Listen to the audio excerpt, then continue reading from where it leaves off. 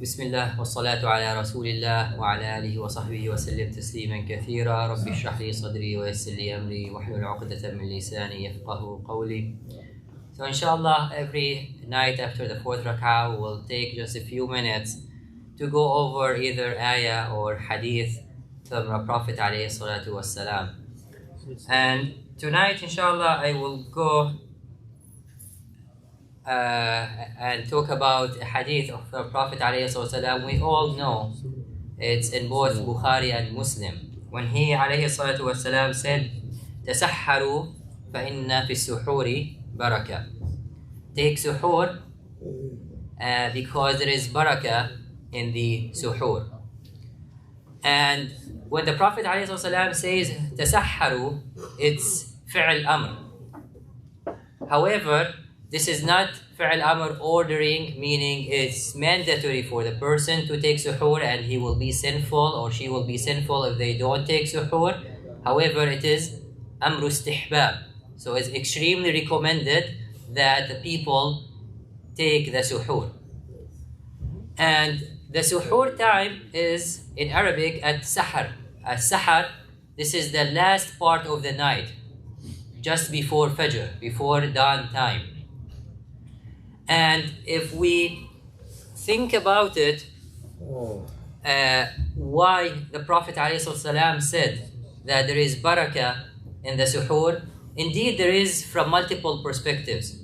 Number one, when the person eats suhoor, then it will be easier for him and her to fast during the day, to be able to worship Allah subhanahu wa ta'ala during the day. Whether it happened to be praying, reading Quran, and of course the act of worship, act of fasting itself will be easier for the person. And also it will help the people who need to go out and work, to go to school. They will be able to focus at work, focus at school, and the fasting will not take a big toll on them.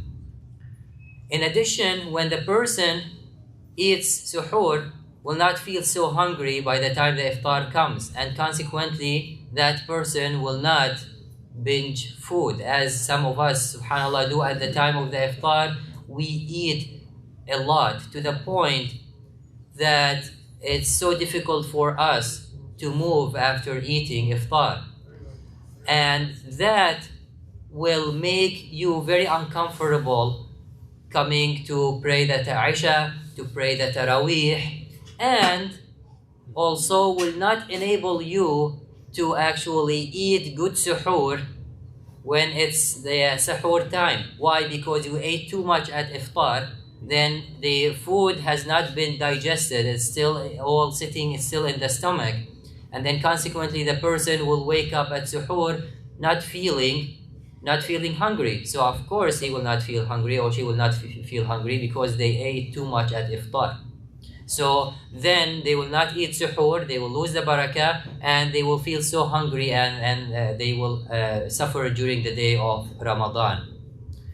In addition, waking up for suhoor will make probably some of us make a couple of rak'ah, make dua to Allah subhanahu wa ta'ala, which is the best time for us to make ibtihal, to make dua to Allah subhanahu wa ta'ala when He goes down nuzulan yaliqu bih to the as-sama' ad-dunya, and he asks, anybody is asking for forgiveness, so I provide forgiveness.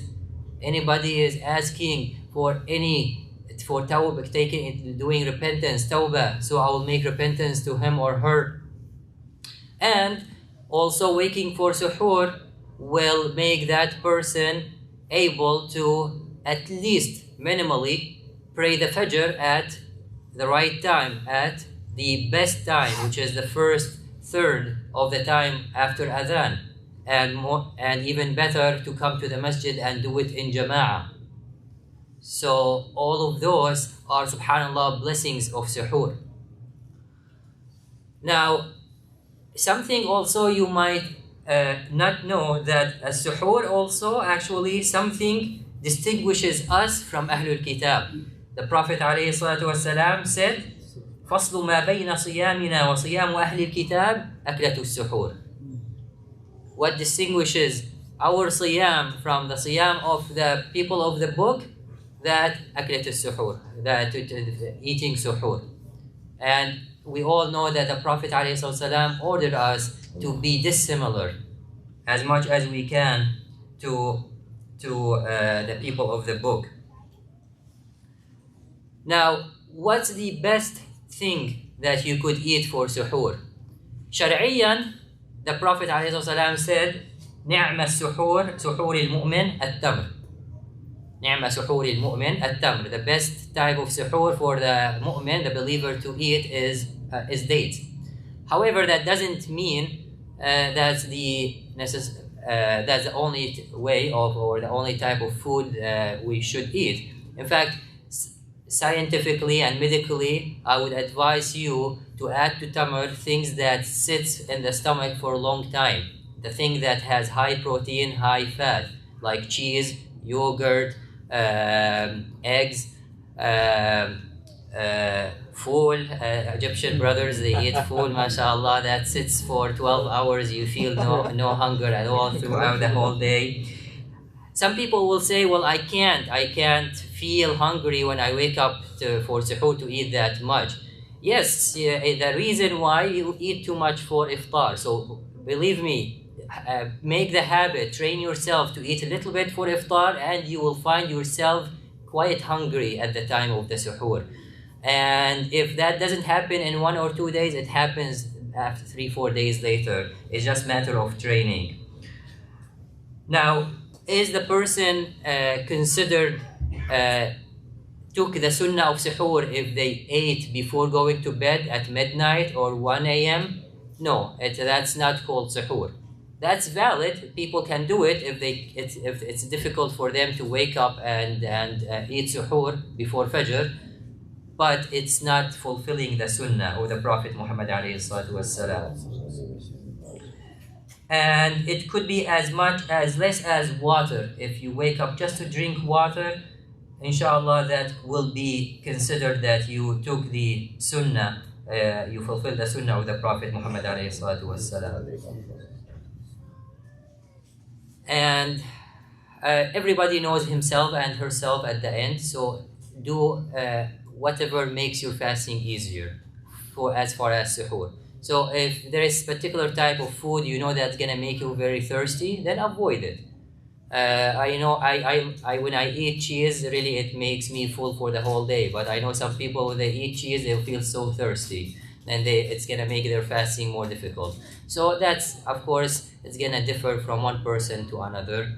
هذا والله أعلم. Any question about the suhoor part? Yes. So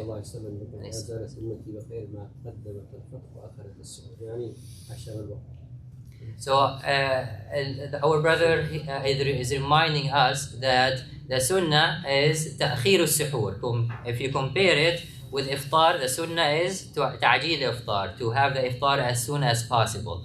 But the sunnah for suhoor is to make it as late as possible.